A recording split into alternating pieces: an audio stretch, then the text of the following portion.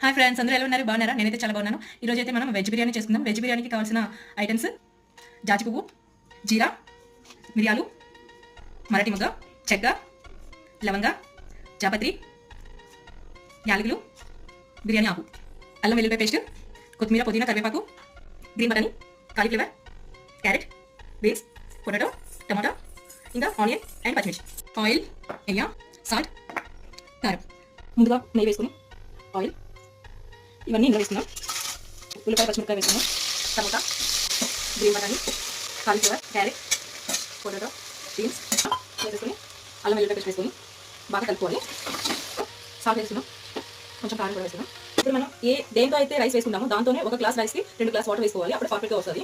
రైస్కి ముందుగానే ఆయిల్ కానీ నెయ్యి కానీ ఇలా పూసుకొని ఉంచుకుంటే రైస్ ఎప్పుడు కూడా చాలా విడివిడిగా పొడిగా వస్తుంటుంది. చాలా బాగుంటుంది.